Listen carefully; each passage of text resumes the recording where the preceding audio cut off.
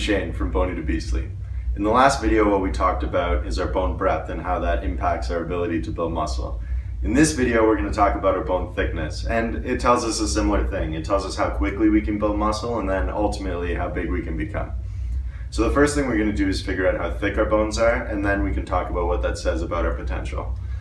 So grab a measuring tape, and you're going to find the bony protrusion here right below your hand, and put the measuring tape between that protrusion and your hand. Wrap it around and mark down the circumference. My circumference here is around 6.5 inches. You're then going to take that measurement and divide it by your height. You can use centimeters or inches for both measurements. So for me, that's 6.5 inches divided by 74 inches, and that gives a ratio of 0.088. Now that we have this ratio, we can take the research of Dr. Casey Butts. And what Casey Butts did is he looked at bodybuilders and athletes over the past several decades and then compared their bone structure to their ability to build muscle.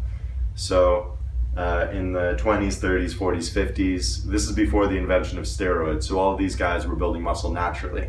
Once you get into the 50s, 60s, 70s, 80s, steroids start becoming more popular, and it becomes harder to tell which bodybuilder or athlete is natural and which isn't. The tests aren't that good, and it's hard to tell if people are being honest or not. What we're more interested in is our ability to build muscle naturally. And what's cool about Dr. Casey Butts' research is he has all that data because he looked at people before steroids were even invented. So what he found is that guys with a ratio below 0.1045 are hard gainers, or we might call them ectomorphs, or just guys who are naturally skinny. So these guys can't get quite as large, and it's also a little bit harder for them to build muscle. So I'm one of these people, and what's kind of interesting is we did this test in the Bony to Beastly community, and not a single member had a ratio above 0.1. So none of us are even close to even being right at the cusp of being a hard gainer. We're all way below. So I'm starting to think that, like us self-identified ectomorphs or skinny guys, we're actually quite a bit below that. Fortunately, the news isn't all bad. So this will mean that it's slightly harder for us to build muscle, and it will also mean that we can't get quite as big, but not by a huge amount. It's only around 5%.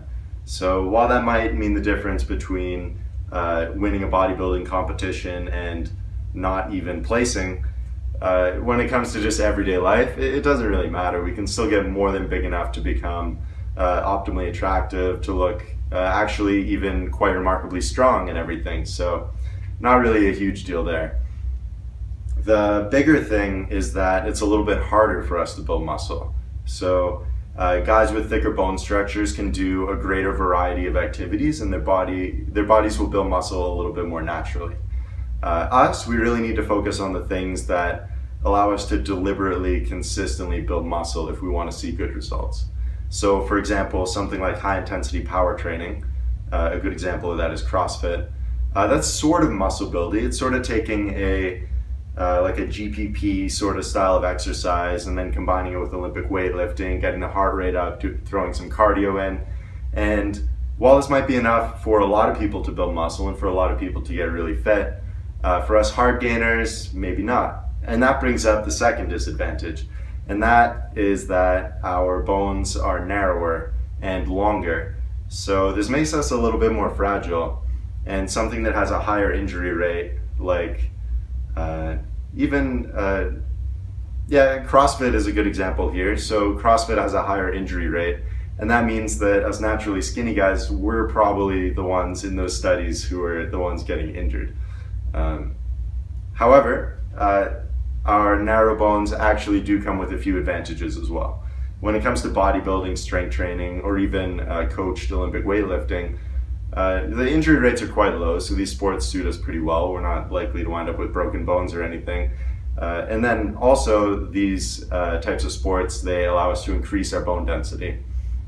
So that makes us more robust. And once we start doing these sports, we can actually do pretty well at them. Because our bones are narrower, this means that more of our weight is made up by muscle mass once we become muscular. And this means that we can actually become pretty strong for our size.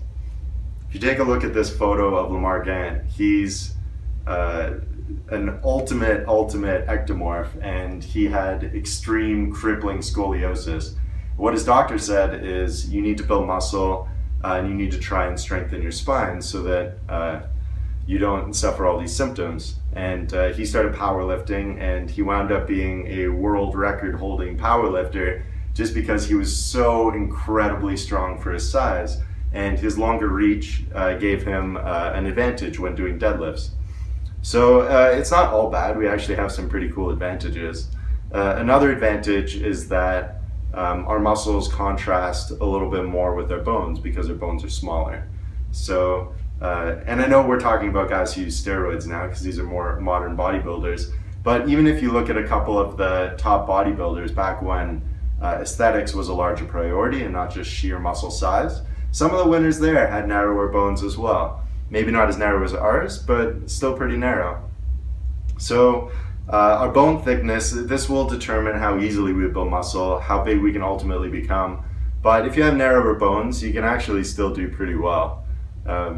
Anyway, I hope that helps, and we'll come up with another test soon.